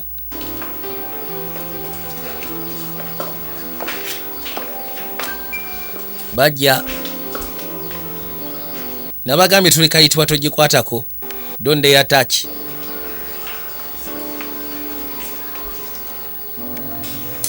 I have your results with me. Results zikomyewo bannange. Mr. Martin. Mr. Martin. You are HIV negative. Goli negative akawuka hakuna. Protecting yourself. Era sigala nga weekuuma. Linda. Linda. You're HIV positive. Gwe okaina. Ha? Leka naawe. That's not true. Tebisoboka naawe. Linda's results. Ezo results nkyamu. Results. Ezo nkyamu. Something's wrong either. Waliwo ekikyamu either machine ya oba si kiggwe yatugyeko omusayi olina ttagali. Something's wrong with you, Mr. Martin. Buzibu ki bw'olina gwe naawe Mr. Martin? Professional doctor. Nze ndi professional doctor. Leave a piece of paper that yamugamba kati gwe nga professional doctor osobola otyokera ku makya nokkiriza akapapula ke bakwadde obwinti test. I went. N'onsonyiwa okuyomba naawe naye. Linda. Wamma. Results wasooka okumpa mmotoka zentuufu si bwe kiri? Nyanukula. Did you give me the right to wampa results entuufu mu mmotoka mwe twali? Tezaali ntuufu wangi. Oh my God. Yesu Kristo Katonda wange. It's such important message from me. N'onkweka obubaka ng'obwo. Kill me. N'otanka bw'oyagala kunzita. Somewhere in your body, I don't care where. The reason I brought you here was to make sure you know the truth. Yagamba nti ensonga eyakuleeseza wano nga njagala omanye amazima. Mazima yiko naawe. Playing around with my life. N'olyoka odda ku bulamu bwange n'otandika obuzanyisa gwe n'otaŋŋamba wandibadde oŋŋambirawo n'otantuuse eno. The word that you uttered from your mouth. Martin. I love you. Nakwagala. Forever do. Era nga nkyakwagala. Now, like you did on your results. I love you and that has never changed. Yagamba nti okwagala kwange nkwagala era tekikyukanga. To me now. It's over between me and you. Lodi yawulira nga kimususeeko. Mu butuufu nga tamanyi na kikyakola yamugamba gwe kyobomanya masekati gange naawe biweddewo. With you because you're a liar. Oli mulimba nze naawe. But not lies. Yagamba sinsobola ogumira ebirala naye obulimba. I hate you. I hate you. I hate you a lot. I hate you a lot. Ebirala byonna asobola obigumiikiriza naye omugamba gwe nkukyaye. Tugezangako n'onsemberera nabikole naye tonsembereranga. Sigala eyo tonyumiza. N'akwateko n'atambula n'agenda mu kaseera kantwadde ebbali. Waliwo bano abakola bombiriri. How come Martin's office is closed today? Kijasi okubanga ofiisi ya Martin nzigala olwaliro. He'd be sick. Nso okuba mulwadde. Do you have any patient's appointment this morning? Oyinayo appointment y'omusawo yonna ku makya g'olwaliro. Bosco! Ngamba gwe Bosco. Why are you so off this morning? Ye lwaki ebirowoozo biri wala ku makya g'olwaliro? Do you have any patient's appointment? Mbadde nkubuuza olinayo appointment y'omulwadde yenna gw'ogenda okulaba? Go, my wife. Come on. Leka naawe. Supervisor, better not see you in that weird mood. Bw'obanga ddala mu butuufu wandibadde nno supervisor takulaba mu kibeerabeera ekyo. Bonna beebuuza lwaki Martin olwaliro? Woofiisi nzigale bino. Ono yakeera ka drink ku makya. N'asooka yeesala red label. Wow. Wow. What are we celebrating? Baba tujaguza ku ki? Honey? Baby. Is something bothering you? Waliwo ekikuteganya? Please talk to me. Bambi yogera nange mbulira. Now you're a waste. Kubanga kati like someone who has just been reborn out of brewery. Yamugamba nti embeera gy'olimu kwegamba wenna olinga gwe bagiridde mu ssogolero. Drink myself to death. Leka oba nnywa nfe. Baby. You wanted to die. Singa obadde oyagala kufa. That could kill you first. Wandifunye enkola ennyangu ekutta naye. This will not kill you. Bino ebyokunywa bino tebigenda kutta gwe kyoba omanya. Tebisobola kutta. Omwenge ennaku ziro nagwo gwennyini. Bagucupula. Falling in love with an HIV positive guy. Omanyi ekitegeezo gwa mukwano omukazi nga mulwadde. Yet they know about it. Huh? So, noba ne bakyalibo nga bakimanyi nti olina omukazi mulwadde naye nga tebagamba. You're so heartless. So you've already closed that topic. Gwe mukazi gwe tolina mutima ensonga wagiggala. Martin nange tufudde wala so way back from primary. Kuvira ddala mu ssomero lya primary. So kati I'm not just going to look at his nze sigenda mutunuulira into his death. Omusajja wattu ng'atambula genda mu geyeena n'ensirika. What are you going to do? Kati ogenda kola ki? Just watch. Gwe weekaanye. Sooka osetuke weekaanye. Office. Ngenda mu yafeesi ye. Break to him the news. Mwatulire muliremu. It's okay. Kiri okay. Kane ekyewuunyisa bano olwedde baali bakimanyi nti linda mulwadde. Naye nga ate tebagamba Martin. You're not gonna shout at me. Togenda kumbogolera nti ogenderayo ki lwaki omugamba? Me like you usually do. Nga bw'otera okikola nga bulemba ngendo omugamba onnemerako. Baby. I'm tired of being an ass to you. Nze nkoye okubeera akatoffaali gy'oli. So? Kaakati genda okimalirize. Okay. Bw'oba bw'osazeewo ate kati. Okay, bye. Kale weeraba. Say hi to Martin. Martin mundabire.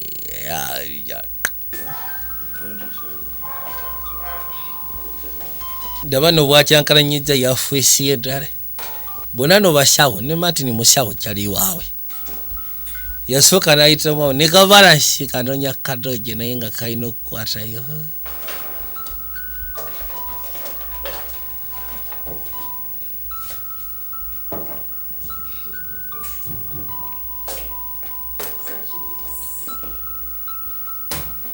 Yasooka n'alongoosa buli kimu kyonna kubanga ono yali akyankalanyizaawo. Buno akwate kuba jasikane. Waayi. Kiki? Martin. Gwe. Martin.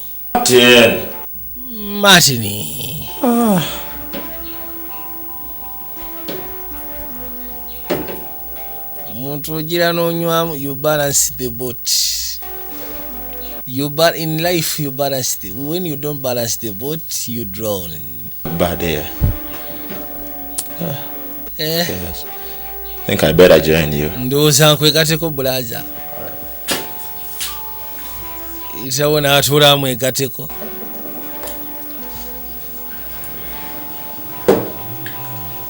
Oli abuuse.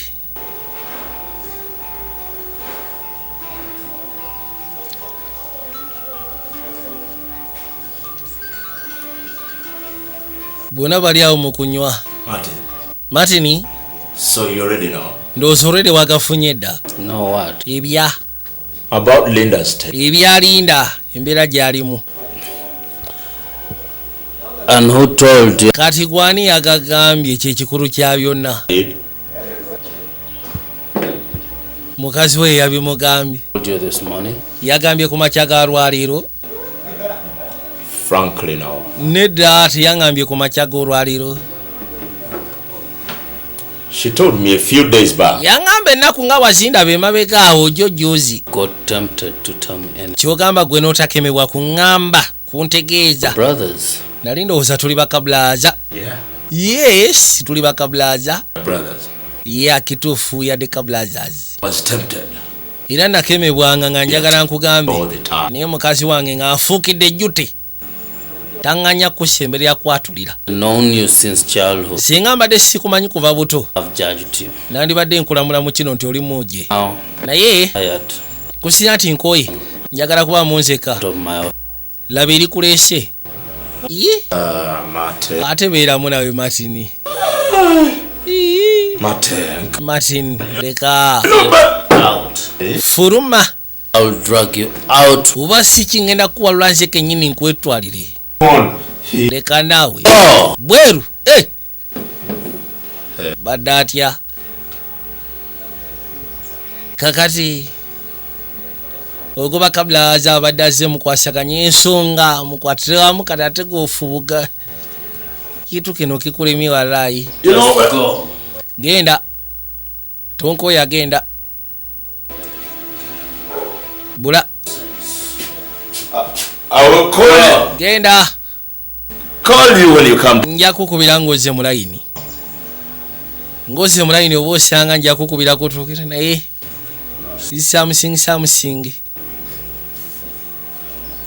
Nakwati kuba nayitamu agende.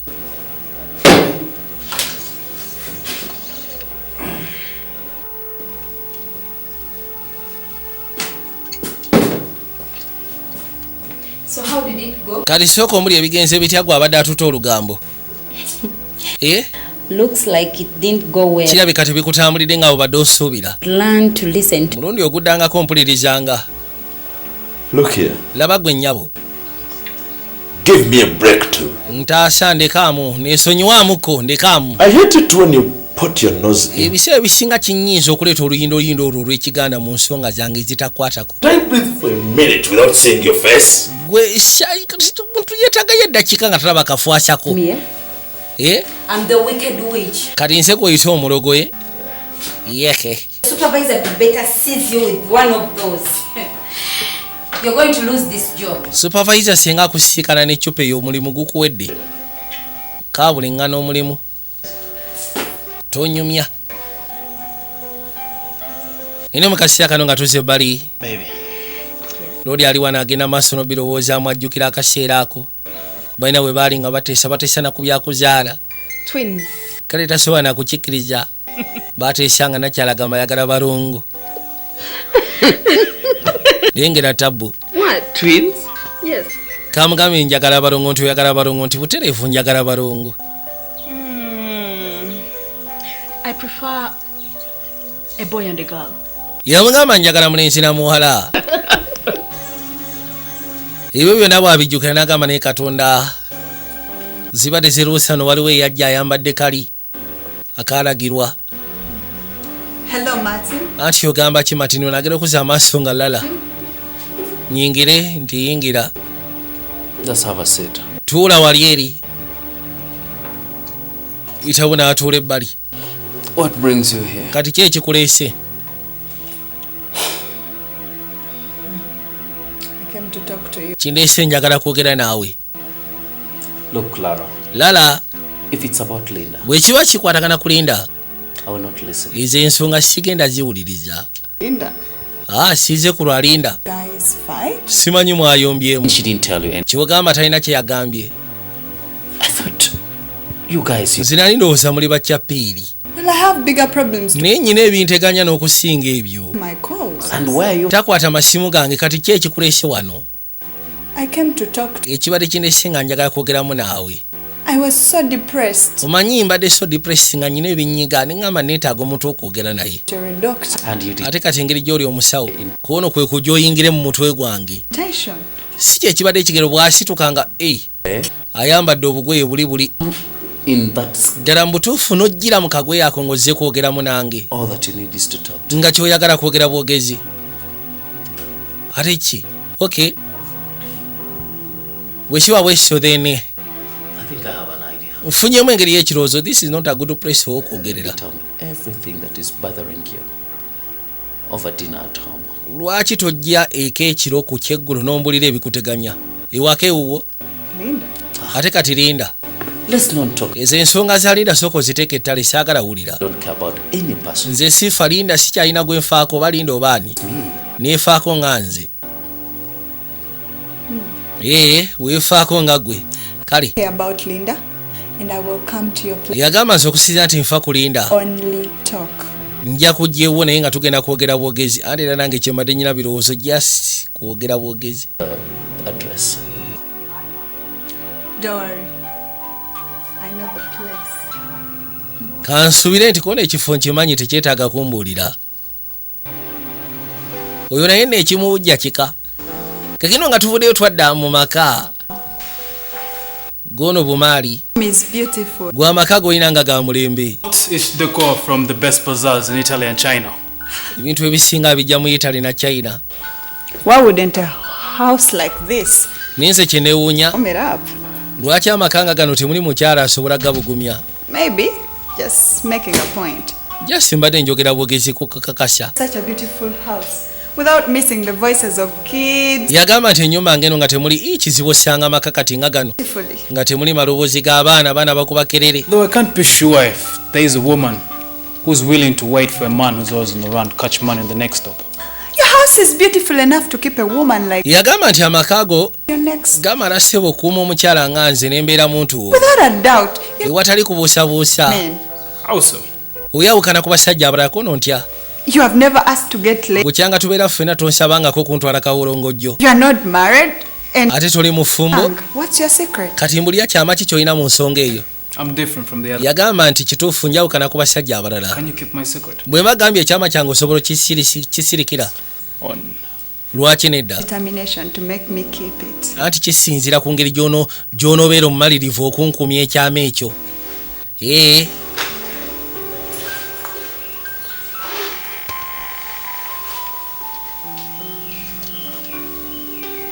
Mugambye omalirivu bw'anaaba atadde mu loodi yajja.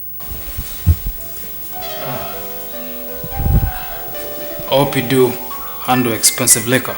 Kansube nti osobola okunywa omwenge ogw'ebbeeyi. I have seen tapas. Nze ndabye emyenge emikalu teri mwenge guntiisa. Asooka atoosinga.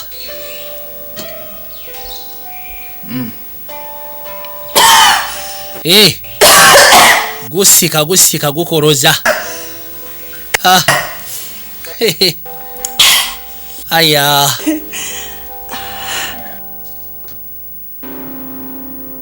Yatandika okuwuuta.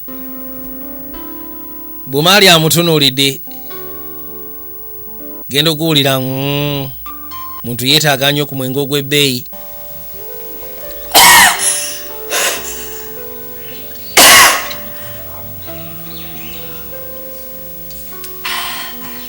So, what's your secret? Kati sooka mbulira ekyama kyo kiri ki? My secret.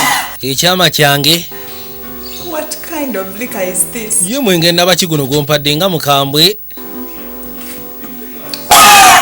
Woowe. Kati akolola ebyenda. Yatuka essya nga tabitegeera n'ayayuuya. Ayitawo n'agwa ettali.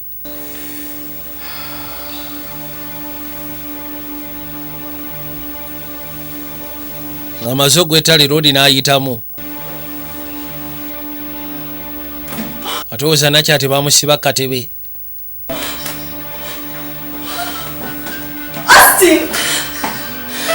Austin Bumaali. Austin, get me out of this! Austin wandibadde onzija katebe kwontadde baaba. Austin, I swear to God, if you don't, I will get out! Ndayira senga tookoona obadde kyeyekyanga naawe. Game, are you playing with me? Muzannyo ki gw'ozannya nange?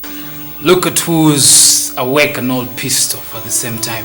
Yagamba labani azukusa ate omunyivu at the same time. Before you woke up, I was enjoying my coffee. Nga tonaba kusuka amadeni mu kunywa kakaawa. Kawa kano kalaba kali recommended by the doctors. Does keep our minds awake. Bagamba nti kaawa atuzukusa. calms down our anger and keeps our cool. Mukafeini alimu atukakanya. So, kati, do you need some coffee? Wetaaga nkwe kakaawa? Don't need your coffee, you freak. Nze seetaaga kakaawa gwe kimenke gwe nsumulula. Nicely. Nsumula bifo nga sinaba kukyaba bulungi. I thought you wanted to stay. Nabadde ndowooza oyagala sigala. Look, Austin. Austin. If you get me out of this chair and let me go. Bw'onzija mu katebe kano. Then none of this happened. Ngenda kwefuna nti bino tebibaddeewo. I asked you a question. Nkubuzeeyo ekibuuzo. One answer. Ansi emu gye njagala. The answer that's driven me to this point. I thought all was going to be easy. Nabadde ndowooza byonna bijja kubeera byangu. You keeping my secret. Do you want me to keep your secret? Yes. Then yes, I will keep your secret. Yamugamba nti kyenabadde njagala onziremu nti ojja sobola okuuma ekyama kyange ono nja kikuuma. What's this manicured fingers on you? Mazima n'enkununirako shete kyange nga tolina na waaka wekyanga bwekyanze. Tolina waaka nkayanya bukayanya. Okay. Now that you know that I can't keep your secret. Okusinza nti osegende nsobola okuuma ekyama kyo. Can you please let me go? Baby wandiirese ne ŋŋenda. Bambi ndeka. Bambi nkusaba. Don't you want to know the secret first? Toyagala kumanya kyama before nga tonnaba kugira. Tell me your secret, it's fine. Nze tungamba seetaaga. Hey. Kali. You see, olaba, the secret is my body. Yagamba ekyama mbiri gwange. I have a dead body in me. Nze gwolaba nyinamu mbiri omufu. Proud of it. Era nga nkyenyu. Girls tend to not like it. So now, what I want you to do. Yamugamba kyenjagala. I want you to romance it. Kiss it. Njagala omubiri guno ogukwatirire ogunywegere. Make me a complete man. Onfura omusajja. And I'll give you all the you want. Then nja kuwa sente zonna z'oyagala. I can do that. Nsobola okikola. You didn't have to tie me with this. Obadde tuteekeddwa kunsibira wano bw'oti naawe. Lindako. Kanzije.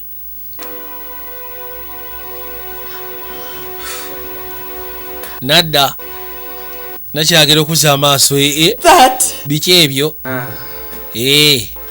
Welcome to my world. Webale kujja mu nsi yange. Ensi y'abafu. You've been enjoying all my money. Obadde onyumirwa sente zange. Enjoy my body too. Then kati ogenda nyumira n'omubiri gwange. I want you to lick. Rudi alina ekishaga ekinene wano ku lubuto. Amugamba njagala otandika okwomberera omusaayi guno. Good. Owulira? What exactly is that? Ddala kiki ekyo kyondaga? I was born this way. Nze nazaalibwa bwe nti. My mother. Mange. Last after my father died. Yafa nga kitanga amaze. It started itching itself. Bino ne bitandika okunsiiwa. Every time I scratch it. Buli lwe mbitakula bibaamu amasirasira nga bivunze ne bitakula ne bijira ne byeyongera kuzimba. Osegeera. Zibadde zirubuse bweru waliwo eggaali eyajja n'esooka parking ebbali mulimu office abaavaamu mu speed waliwo information gye baali bafunye ku mwami ono kussa ku bintu bye yali akola abaana ab'obuwala gwe ssebo vaayo viira omukyalo oyo teeka emikono weesobola okugirabira kati yanguwa teeka emikono weesobola okugirabira kasajja kabadde kattabbu kamala baabuuza oli oba ali bulungi lwaki ogaana gwe ssebo twendere twende basi mutwale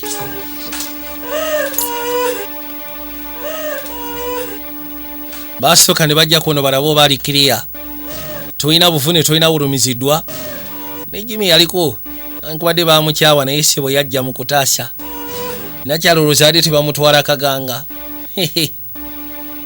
bwe batyo bakwateko ne bamuyisa bamugamba tambula oba oyagala osigaje emirimu bitambula bajja mu kaseera kano ne bagamba kisola bayo boy vijay junior productions nga bulijjo era nga tubadde kasema kayitibwa togikwatako don't dare touch era nga Daniel Kigundu ankoda yabadde director waako abazanyi tubadde ne Nakato Eva Idris Rubega babiri Robina Nakazi Gloria abawandiise era beebo abali ku ttaala abali ku buli kimu kyonna ngina Sam kama bankumire mwe bali kujja musigane nga mugenda maaso n'okula firimu z'abaana Uganda era mwekanye firimu z'abaana Uganda zituwa ebyokuyiga n'ebyokumanya